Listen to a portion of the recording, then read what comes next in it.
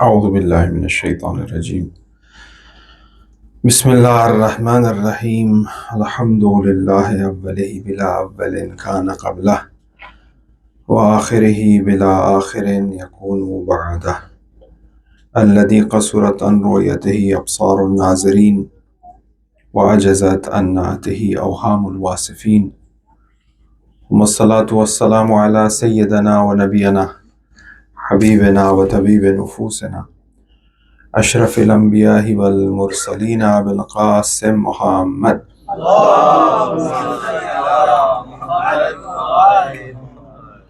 وعليه الطيبين الطاهرين المعصومين المظلومين، ولعنة الدائمة على أعدائهم وغاصبي حقوقهم ومنكري فضائلهم ومناقبهم أجمعين من الآن إلى قيام يوم الدين.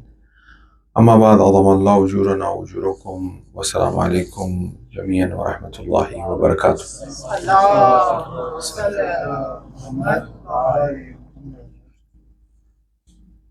Tonight will be the last session of this humble slave and servant of all of you who have been constantly making a point to gather here and give condolences to the Imam of the time.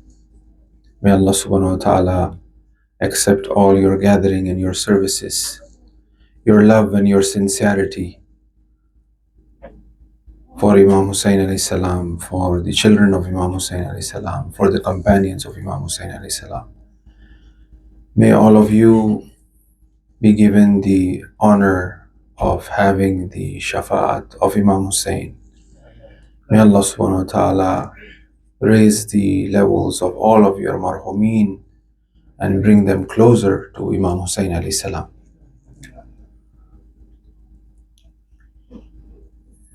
The guards changes from tonight. Imam Husayn came to the point where he delivered the message, which we've been discussing, the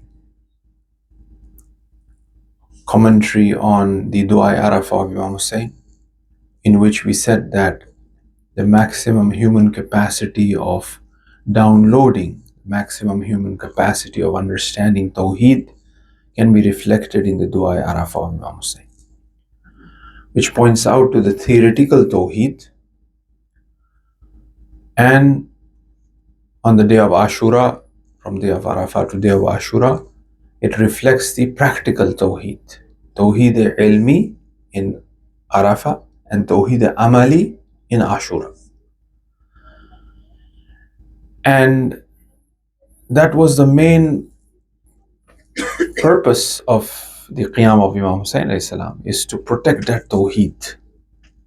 Not just a simple Tawheed, or not just the Tawheed which the enemies were also saying Allahu Akbar. They were also Muwahid.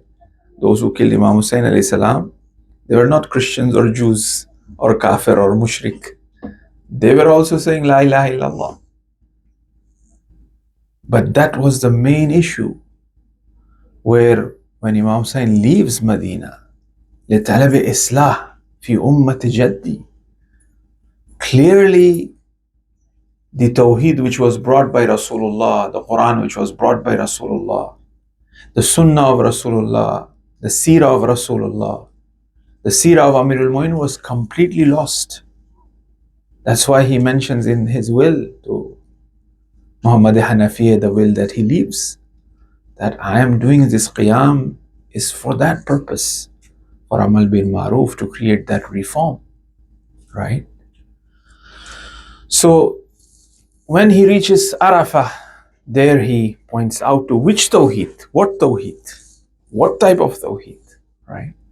Because it's been mentioned just in the margin, I'm going to mention you to point out to, that the fourth Imam says when he returned back to Medina, he says there may be 12 to 14 true believers in Tawheed, true believers in Islam. During the time of the fourth Imam, there was a singer, her name was Jamila, famous singer in Medina. When she leaves to Makkah, people came out to part farewell to her because Jamila is leaving for Hajj. And when she came back from Makkah after performing the Hajj, people lined up to welcome her because Jamila is coming back from Hajj. This was Medina in the time of the fourth Imam. This is how Islam have reached. The witness of a person who attends mahfil ghina, gatherings of ghina, where there is music, where there is merrymaking, where there is people drinking, was accepted by the qazi, by the judge in the Islamic courts. They came and complained to the fourth Imam that how can you accept this, witness of a person who attends these majalises, these type of majalises is not adil. Then he would say that, what are you talking about? That the person is attending, the qazi itself attends. So this has become the state of Islam. And to revive back what? To revive back that Tawheed which is in the Quran. That crystallized, pure, that Tawheed which the Prophet brought. It was placed in the hands of Imam Husayn. He had to do that. He must sacrifice his life in that fashion. That's why Husayn minni wa ana min Husayn. Right? So now Imam Husayn till the day of Ashura, he performs, he fulfills, he delivers the ilmi aspect, he delivers, which we spoke about, the dua or Arafa, which points out to the Tawheed, Zat, Tawheed Af'al, Tawheed Asma. All of these different levels of Tawheed is reflected in the dua Arafa. Beautiful dua. Read the translation. And at the same time, the true meaning of dua is reflected in it, which is manifestation or realization that Ya Yuhannas antumul fuqara ilallah inna Allah ghaniyul hamid. The faqr wujudiya insan, the poverty which is the essential reality of human being, that insan is poor, he is in need, is in that dua, where the last 2 nights we discussed that the end part of the dua, which Sayyid Ibn Ta'us adds, ana faqirun fi ghinaik, I'm faqir even in my ghina. Imagine when I'm faqir, what will be my state, right? I'm jahil even after having the knowledge. Imagine in the state of jahala, how I will be. So the essential reality of insan, and like as we said, Allah says that I have placed signs within yourself and upon the horizon. Through these signs that I have placed, you come closer to me, the ayah of the Quran. When you come closer to me, then حَتَّى يَتَبَيَّنَ لَهُ الْحَقِّ, that the haqq will be manifest, the truth will manifest. Because nature is nothing but the Khitabat takwini ilahi. Takwin means the metaphysical book of Allah is nature. The Khitabat tashri'i, which is the legislative book of Allah, is the Quran. If you open the Quran and want to see the Quran in nature, that we see that. Whether that be in the actions of Ahlul Bayt alayhi salam, whether the actions of Ahlul Bayt alayhi salam becomes the Quran. Was-samai wat-tariq, an-najmu al-thaqib. These are all pulsar, that knocking sound, which even the scientists have said that pulsar is a star which have that knocking sound, which the Quran talks about. So the book takwini, the metaphysical book of Allah subhanahu wa ta'ala, is the nature. That's why the indigenous believed in the nature, and they say nature is God, and they worship the nature, meaning that they worship Allah as the nature being the manifestation. And when that nature was usurped by the Americans, it was as if their deen was attacked. Their religion was raped. It was like that for them. That's why you have these reserves that they have been given to them. And because of this very reason, you find the highest suicide rate in the indigenous people. Because you have destroyed their deen completely. When you take away the deen from the people, they are gone. Because it is in their fitrah, it is in their nature. They would speak to the nature the same way as the ayat. These are signs. Allah says these are ayat. The shamans used to be their priests or guides. And the tribes will go to the shamans and they would say, the tribe is hungry. The shamans will be so powerful that they will communicate with the seals and the whales miles away. And they will make a pact with the seals by spiritually communicating with them. And they will say, my herd, our tribe is hungry and we need food. The seals will say, okay, we are here. You can come and kill us. And the shaman would say, we only need 2. And he would tell the tribesmen and the hunters that when you go there, don't be greedy. The pact is of 2. That's how they lived. Right? So the Khitabat Takwiniya Ilahi, the metaphysical book of Allah subhanahu wa ta'ala, is the nature. That's why every person who is born, he's born a Muslim.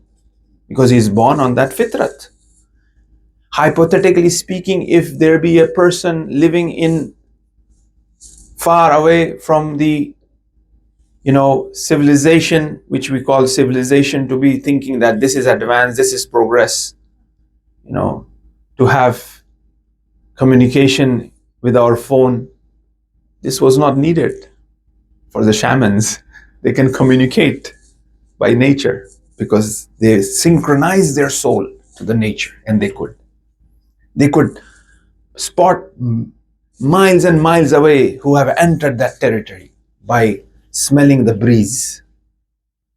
They don't need a camera to say who have entered their territory. They will just figure it out just like that. So therefore, this book is the book at Takween. There are signs. And that fitrah, if a person is living without being informed about Islam, still that person is a believer. He believes, naturally he believes. With that ilm, with that knowledge, which is by his presence. For example, you don't need somebody, for example, for a small little child, if I beat that child, you don't have to go to a university to tell that what you have done is wrong. Naturally, even a little kid would say that, Maulana, what you did was not right. He hasn't gone to university, but that ilm is in his presence, in his huzur, that this is zulm, this is oppression, this is not right. He doesn't need to be taught that. So the same way, there are signs in the nature. O insan, if you come to the dunya and you don't do buka, you don't cry, you are pronounced dead. If you don't cry, the doctors will beat you so that you cry. The hayat, the life, the sign of life is in crying. The sign of life is in dua. It's call. The baby is calling. So when insan come in this dunya, he does dua, he calls. What does he show? He shows his faqr, that he's in need. He needs support, he needs help. That's in his essence. He begins with dua. All his journey, in the middle of his life, he does nutba. As we spoke about in the first majlis, that the 3 different classifications. There is dua, there is nutba, and there is najwa. If you look at the duas that are there, right?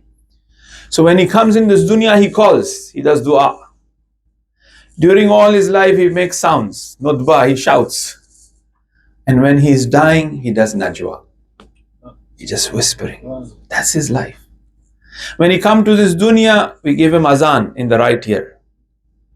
And then we give him aqama and we say, qad qamat as-salah. And then as he has stood in the prayer, because the earth, as the Quran says, is a place of sajdah, is a place of prostration. Ma khalaqtul jinna wal insa illa liya'budun. Azan, aqama, and then he reaches to a point where he does that salat, assalamu alaikum wa rahmatullah, and we pray salat on him. We send him. So these are the signs which, by reflecting, Allah opens our heart to come to the realization, come to that truth, that, oh insan, you are faqir. And this faqr, as we said, is faqr wujudi. It's like number 3 is an odd number, and the oddness of number 3 is in number 3. So the 3 cannot be nothing but odd. So insan, we cannot be nothing but in need all the time. We are faqir all the time. Ya ayyuhal insan antumul fuqara ila Allah. So Imam Husayn in this dua have clearly pointed out that faqr wujudi insan. And that's what the reality of dua is. The truth, the definition of dua is that I reflect my faqr. When I reflect upon my faqr, then I will come to the realization of the kamal of Allah. Ma arafna. Man arafa nafsa, faqad arafa rabba. If I have the understanding, if I have the ma'rifat of my nafs, that I am nothing, then I will realize that Allah is everything and I am nothing. And that's why Prophet said that this is the most beautiful title of mine, is Abd. Ashhadu anna Muhammadan abduhu. And then after that is Rasul. First is that Abd. That's the greatest title here. Prophet loved that. And it's Abdu who, once again, the Tawheed. Because Amirul Mu'mineen says Tawheed is not you attribute anything to Allah. You nafi, you get rid of all of the awsaf. It is for us to imagine Allah Rahman, Rahim, Musawwir, Muhaymin, Aziz, Jabbar, Ghafoor. It's for us to comprehend and have some understanding. Because the awliya have taught us that. Subhanallah amma yusifun. The Quran itself says, illa those who are mukhlasin. Right? They can depict. So through that we come to that understanding. But the true tawheed is who? It's just, we cannot. And that's what it is, to reach to that point where Husayn says, La hawla wa la quwwata illa billah. Radan biqadahi wa tasliman li-amri. To that highest level. So Husayn have delivered that. He has delivered it theoretically. He has taught those principles.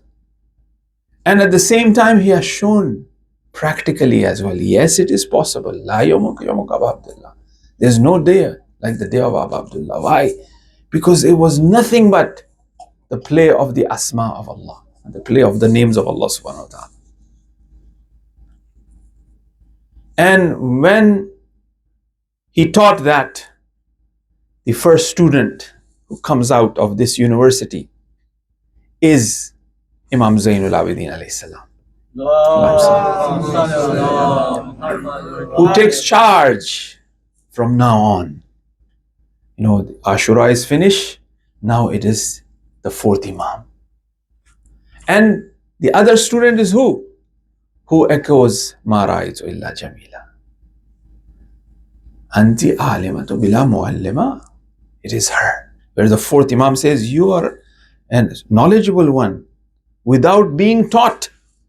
Oh Amme, oh Aunt.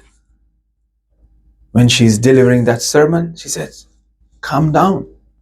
You are an alima without being taught. That means Allah have directly taught Hazrat Zainab Salamullah alayha. She does not need no teacher to be taught. Directly. The same way as how Prophet was taught. That is why it is also recommended to recite Ziyarat Jami' Kabira for her as well.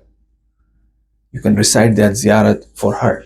May Allah give us tawfiq to do the ziyarat of her in Sham. Inshallah, let there be all problems and issues resolve, and the harams be protected from the enemies, inshallah. Salawat ala Muhammad wa ala Muhammad. Now she becomes the student. Now look at her. When somebody reaches to that maqam, we're gonna mention one hadith when she reaches Kufa. Because she has reached to that what maqam? She has reached to the maqam of that I am faqir and you're everything. To that maqam of ubudiyat, of that servitude, that I am nothing but slave. I have no power. But whatever is comes from Allah. I'm just the medium of that. Right? The Tao that can be named is no Tao, Master Lao Tzu says. Right? That is just the flow of that energy. It is that Wu Wei. You just become that tool to transfer that. And you count that as nothing. When you do something good, it is not you who is doing. If I think that it is me who is doing, there no longer remains. But it's very difficult to do that.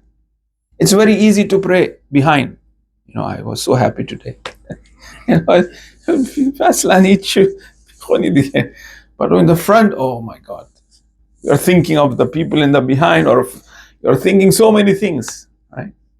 So as soon as, imagine that on the day of Ashura, how Husayn was, right? Having that understanding that one is nothing. And practically having that, seeing oneself as not there. That's why when they pull the arrow out from the feet of Amir, he feels nothing. Because he is annihilated, he is fana in that wujud of Allah subhanahu wa ta'ala. And to maintain that, it's not easy task. Because we are all ana basharun mithlukum wa Rasul. That's why these astaghfars of Rasul every time is because of that. Not that na'uzubillah they commit a sin, but rather they want to have that ittisal, that connection. Allahumma nawwir dhahiri bi ta'atik, Amirul Mu'minin dua, wa batini bi muhabbatik, wa qalbi bi ma'rifatik, wa ruhi bi mushahidatik. They want to do that mushahida. Wa sirr al-istiqlal. Give me that secret of independence. Ittisal bi hazratik. So that I have that ittisal. That ittisal is needed. And they have spoken about, they have shown us practically. Salman runs to Siddiqa Kubra, says, Ali is gone, passed out. He said, no. This is ittisal. Because the body does not have the capacity to see the barzakh, to see that high reality. It's just the fuse goes off. Naturally it goes off. When the sixth Imam says, Maliki Yawmiddin, he goes unconscious. The slave sprinkles water and says, oh, why did you do that? I was in perfect communion with Allah. Now that you have brought me, I have this fall, you slave me. All of these things have come back. But that is that connection, that ittisal, that is Tawheed. That's where the Ahl Bayt wants to take us. That's what they want to teach us. When they are saying that, oh, you go to Ahl Bayt, it is a bid'ah, go to Allah directly. Ahl Bayt is teaching us the mannerism of going to Allah. Ahl Bayt is teaching us who Allah is, giving us that ma'rifat we learn from them. They are teaching us that. They are that wasila. So here, when Siddiq al-Kubra is at that level of Tawheed, what level? An yaqul lahu kun fayakun. They are at the level of kun fayakun. If they say something, it happens. And there are ila mashallah stories. They wanted to make fun of Amirul Mu'minin. They put a body covered like a body, and they asked Imam Ali to pray Salat-e-Mayyat on this body. And they said, okay, now Ali will pray the funeral prayer, and then the body will jump up, everybody will laugh. So here Hazrat Ali said, Allahu Akbar, hada mayyat, and the person died. And they said, we wanted to joke, and this person really died. And please, then he says, that come back to life. The dead body, it came back to life. Right. So they are the Allahumma salli ala Muhammad wa ala. They are on that level of kun fayakun. Jawad Amali says that Isme Azam, where a person recites and say kun fayakun, be and it will happen, it is actually a maqam, it's actually a station. A person reaches to that maqam with purification, with spirituality, with cleansing and cleaning. And when a person reaches to that maqam, it says kun fayakun. Whatever he says, because he has reached to the station of Isme Azam itself. So here there's a narration that comes in Biharul Anwar that a Ravi is reporting when the caravan was arrested and was taken to Kufa. Right. We'll have more of a musibah later on, we're going to discuss that a bit. But look at this, the Ravi says that when the daughter of Ali stood in public, there's a lot of crowd, they've been arrested, they've been brought there, and people are making fun, people are clapping, people are whistling, now she wants to give a talk, she wants to give a speech. So the Ravi reports that قَدْ أَوْمَاتْ إِلَى النَّاسِ أَنِسْكُتُ sakit, quiet. فَارْتَدَّتْ أَنْفَاسُ وَسَكَنَتِ الْأَجْرَاسِ. Ajras is a bell. So when she wanted to speak, she asked the people and the crowd which was there, quiet. And the Ravi reports that there was silence. Even the bell which is hanging in the animal's neck, that stopped. And then she delivered the khutbah.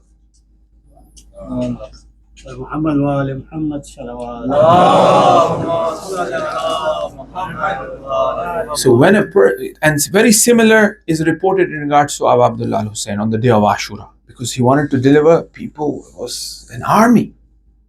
And then Imam Husayn make an ishara, indicated.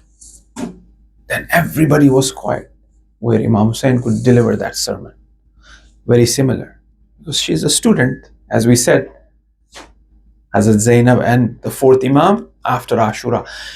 It was all well planned that this Tawheed I'm going to deliver, and now Sajjad, Zainab, you're going to take this.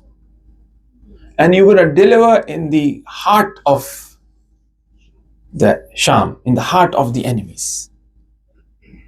And look, Saif Sajjadiya, full of Tawheed.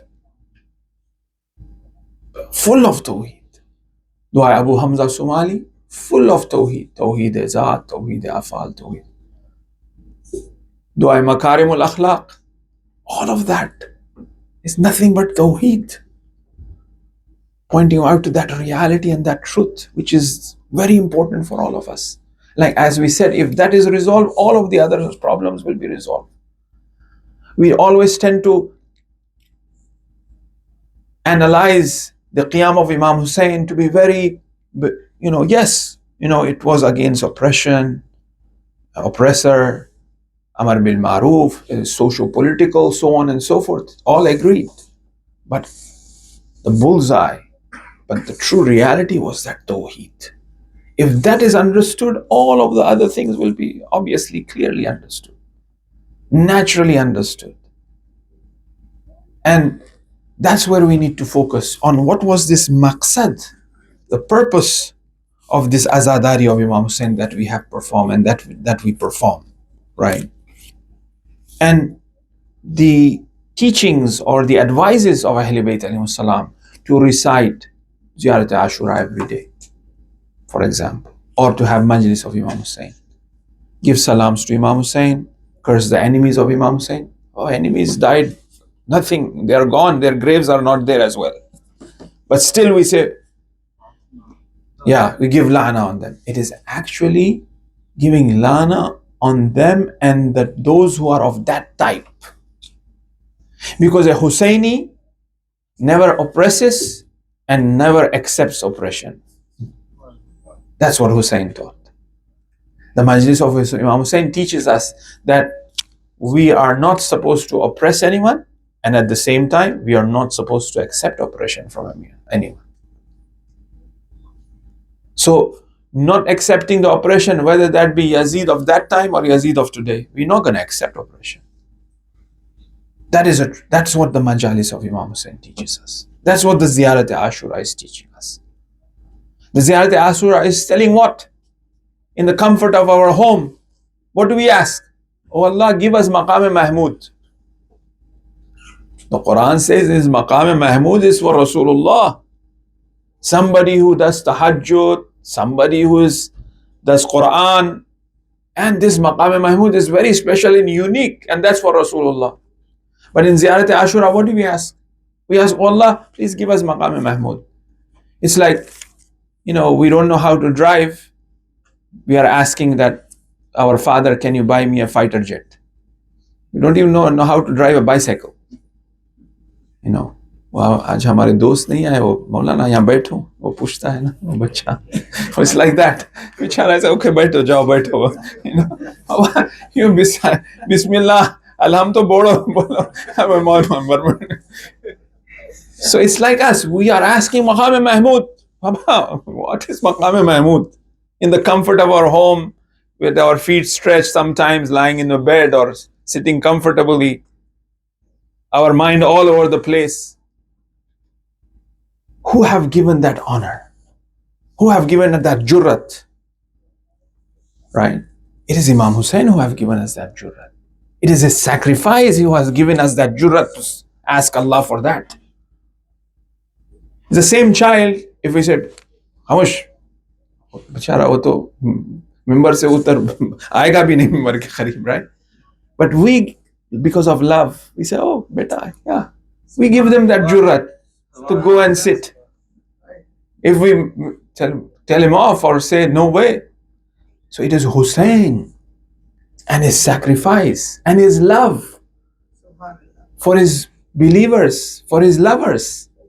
On the day of Ashura, he says, when you go back home, give my salams to my Shias. When you drink water, remember me. When you hear about somebody who is, a foreigner, Assalamu alaikum, you're my hero. MashaAllah. Salat ala Muhammad wa ali Muhammad. So therefore, he has given us. The other thing, what do we ask? We say, oh Allah, give us the reward of the shuhada which fought with you. We haven't done nothing. The ashab of Imam Husayn, what reward they are getting, we are asking that reward. Through what? Through Ziyarat-e-Ashura.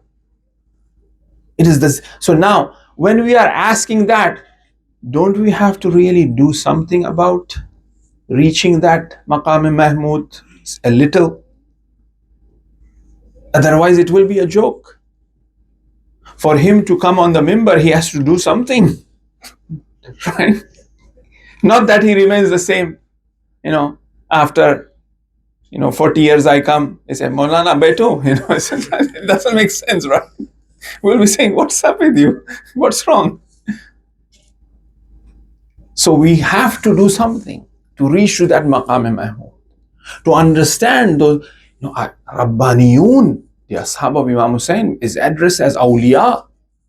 Who are awliya? Who are Rabbaniyun? Those who have recognized Allah subhanahu wa ta'ala. Those who have recognized that Tawheed. So for us is not just, little bit prayers, bit Quran. No, we have to, have that azm, that will, and we want to learn. And ask Allah subhanahu wa ta'ala. Yes, I know, things are limited, resources are limited. But that sincerity, if that is there, Allah will open the heart. Hur was a sincere person. He was, at least we can say that we love. That story of Mohsinul Hakim, when he goes to visit Hur, he says, I am better than you, I am more knowledgeable. Yes, he was Marja, knowledgeable. I have more followers than you. Yes, that is correct too. Everything is good, but I come here with my head down, I do tawassul to you with humility. Why? Because the Imam Zaman have stamped you. I am not sure, but for her, Imam Zaman have stamped you. He has tied that handkerchief of Zahra to your forehead. That's why, and as we mentioned, Sheikh Ali Kani or Muhammad Kani, who was the head of the madrasa of Marwi, he did tawassul to Hazrat Hur, where the Nadir Shah will come and ask favor from the head of the madrasa Marwi, who was Mullah Ali Kani, because of that tawassul to her. So they are awliya, they are Rabbaniyun. And we are saying in Ziyarat Ashura that give us the reward which you gave to the Ashab of Imam Husayn. Oh Allah, give us Maqam Mahmud. Good. We are doing it. We have to do more. And keep that sincerity. And that sincerity will bring that change. Will open our heart. We may not be able to understand fully in terms of what we are reciting when Joshan-e-Kabir or Dua Arafa, but naturally our soul will be moved because of that sincerity. We may be able to understand few things. And then when we read the translation, oh wow, we understand, because it's not al-ilmu nurun yaghzifu fi qalbi man yasha. Allah will place that light in our hearts. Now see, the Majalis of Imam Husayn alayhi salam allows us to shed that tear. What does that mean? That means when we shed our tear, it revives the spirit of shahada, of martyrdom. When we cry, we want to be shaheed. When we cry and we read the ziyarat, Ya laytana kunna ma'ak. Oh, I wish I was with you, O Imam Husayn alayhi salam. These tears revive that spirit of martyrdom. And martyrdom is what? Is the highest level, as the Imam Husayn himself says, that death is like a necklace. When a man is born, this necklace comes with him. As soon as he's born, they put it in his neck. Now it depends how valuable this necklace is. And the most valuable it is, so death is like a necklace, and the most valuable of the necklace is a martyrdom, is a death of shahada. Because shaheed, as according to the narrations that we have, he looks at the face of Allah when he's dying. Shaheed is looking at the face of Allah. Once again, that tawheed comes to play here, that he is seeing nothing but Allah. He's at that level, that Allah have raised his level so much in this dunya, which means that he has a potential of having that tawheed amali, has that potential. We all have that potential of tawheed nazari, tawheed ilmi, that tawheed of understanding. We have that potential, we have that aql, we can comprehend and we can understand based on philosophy, based on logic, based on irfan. We can understand that. We have that potential. Now I need to work, to understand. The same way in terms of the amal as well, I could reach to a point where I have this, hal, where I have these states that, you feel like all of a sudden that oneness. The awliya, all of a sudden I hear something, all of a sudden I see something. I see that light through and through. That oneness is reflected. Tawheed in action to begin with. Right? Tawheed in action. I see that Tawheed. Banue Mushtahide Isfahani was a great scholar. She was so great that Allama Tabatabai would go and ask questions about tafsir to her. And she says that the first mukashafa is unveiling of the truth, that Allah is seen everywhere. She says the first mukashafa, when it happened, it was not when she was reciting Quran.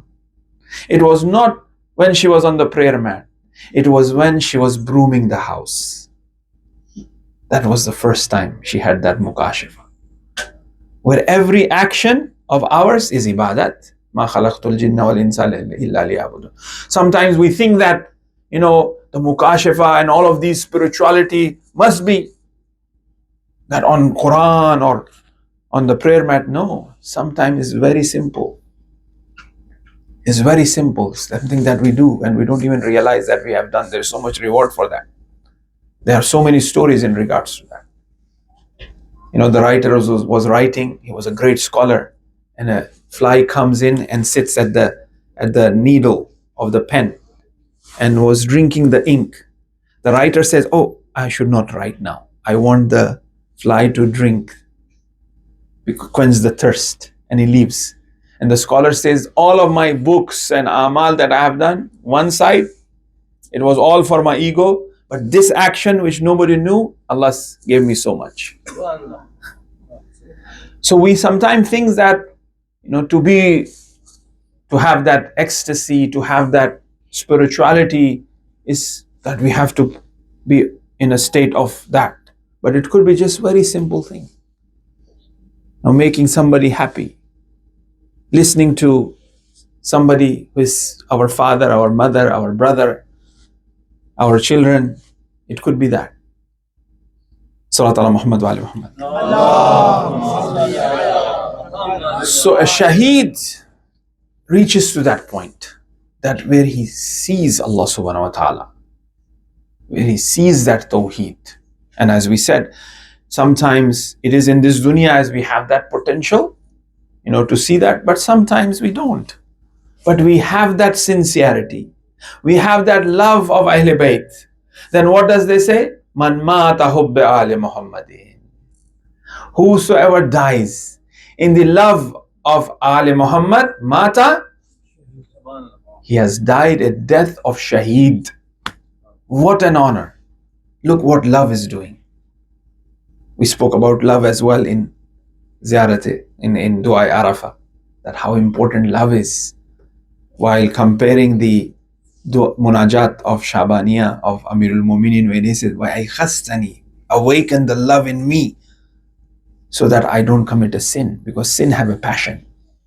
I cannot control myself when it comes to sin, but awaken that love in me of you. When that love is awakened, I will not commit a sin. So the love of Ahl Bayt is the kimia, is the alchemy. That from where to where? From our comfort zone of our home to Maqam Mahmud, because of that love, to those rewards of the Shuhada. And even when we are about to die, because we will be sad if we were sincere, because we've been reciting, Ya laytani kunna ma'ak, oh, I wish I was with you, I wish I should have sacrificed my life for you. And we are sincere about it. We really mean it. But we are taking our last breath in the hospital, at home, wherever. May Allah subhanahu wa ta'ala prolong all of your life, and with health and with tawfiqat to serve Ahl Bayt alayhimus salam. That hour comes, for example, they have put a iPad with du'as or iPhone with du'as, we are listening, we are in a state of coma. That hour comes because that sincerity was there. Then the hadith says, when you die, you will die a death of shaheed. The Ahl Bayt will come and attend to you. Amirul Mu'minin will be there. Ahl Bayt will be there, will be welcoming you. That's a discussion in itself about Barzakh and entering Barzakh and Ma'ad.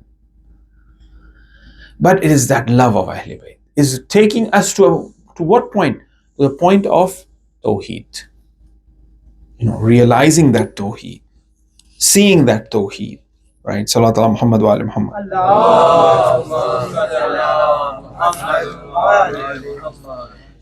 And that's what the Azadari of Imam Husayn alayhi salam takes us to. Will take us to that level, and also obviously when we have that ma'rifat and understanding, then we will be able to figure out then haqq and batil very clearly. There is no ifs and buts. it's clear, crystal clear, that who is on the right and who is, wrong, who is towards the falsehood. What type of invitation that they are inviting? Are they inviting to their nafs? They may be maraje, they may be ulama. Are they inviting to their nafs, or are they inviting towards Allah subhanahu wa ta'ala? And we have seen in the contemporary period as well, who are against the zulm, because a Husayni is not somebody who does any zulm. And a Husayni is someone, who does not accept zulm. That is Tawheed. So Imam Sajjad alayhi salam and Siddiqa Sughra, Zainab Kubra, they took that Tawheed. They transferred that in their sermons. If you look at it, they asked the fourth Imam, who won? And then the fourth Imam says, tell me at the time of Azan who won. They wanted to take away Ashhadu an la ilaha illallah. They wanted to take away that la ilaha illallah. Shah hast Husayn, Deen Panah hast Husayn, the famous poetry.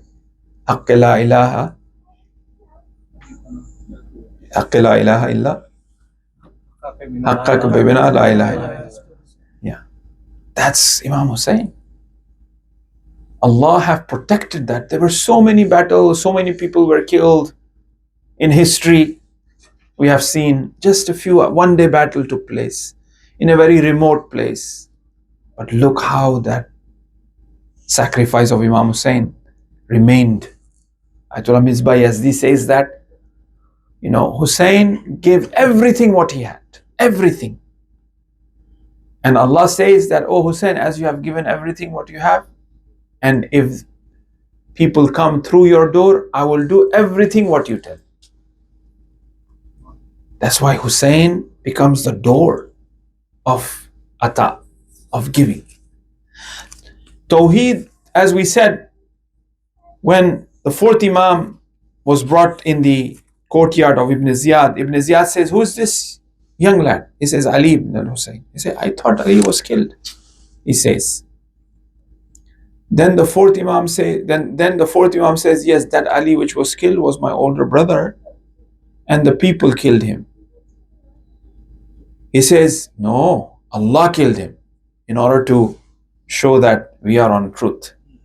Then Imam Zainul Abidin replies with the ayah of the Quran. Allah is the one at the time of death takes the ruh.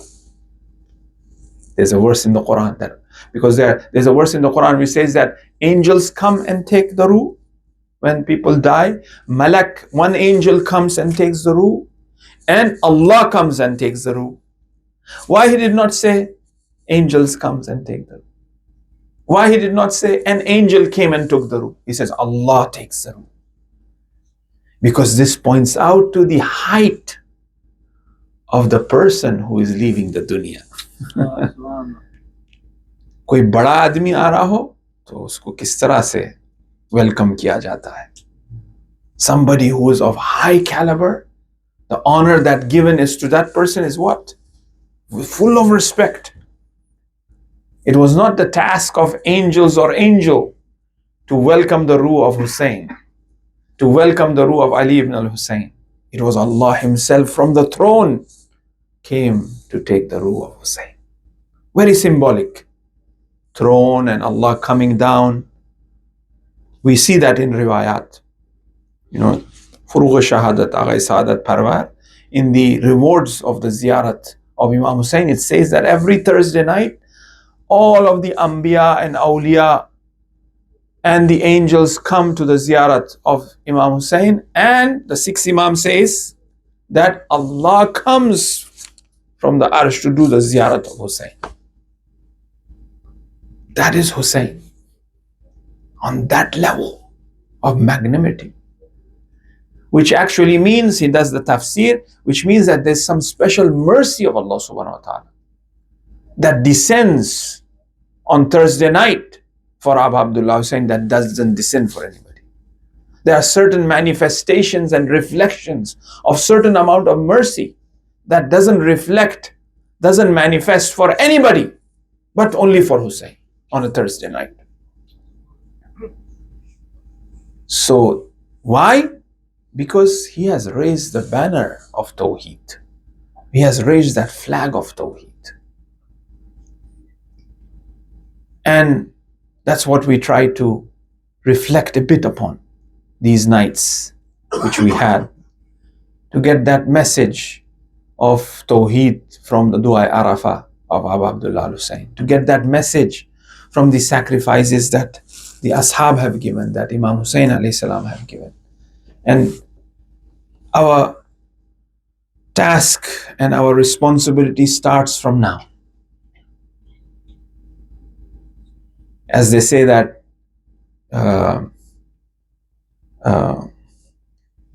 when we don't know, ignorance is a bliss. When we don't know, we are at ease. But when we know, then it becomes a bit difficult, and more difficult for me. And tonight is the night of huzn and sorrow, where women and children are stranded in the plains of Karbala, all alone, no men except Imam Sajjad with them, who was also ill. And it's been reported that when they decided, because the decision was still unmade and wasn't clear to the Ahl Bayt that what will happen of them, then they said that we're going to take them prisoners. In terms of their resolve and their understanding when it comes to the fourth Imam and SanDiegoAzadar, Zainab Kubra, she knew,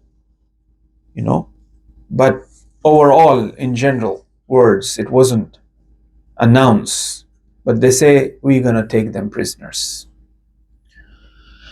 They're going to go to Kufa first with the heads of the Shuhada.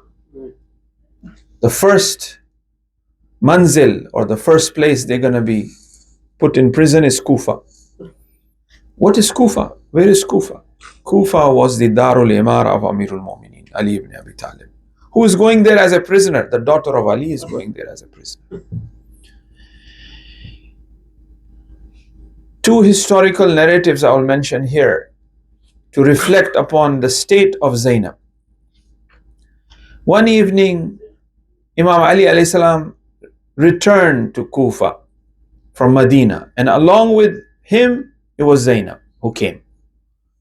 And the sunset has not taken place yet. So when they reached the door of Kufa, Imam Ali alayhi salam said, no, wait, because still there are people in Kufa. The sunset has not taken place. It's still not dark. Zainab, I'm not going to take you inside. Maghrib happened. Then Imam Ali looked at the sky and said, still it's not dark. After Isha, Zainab was taken along with the father, along with Imam Hassan Mushtaba, along with Imam Husayn. Zainab entered the city of Kufa. Now imagine what Zainab is going through at that very door, where she's been taken into the city as a prisoner.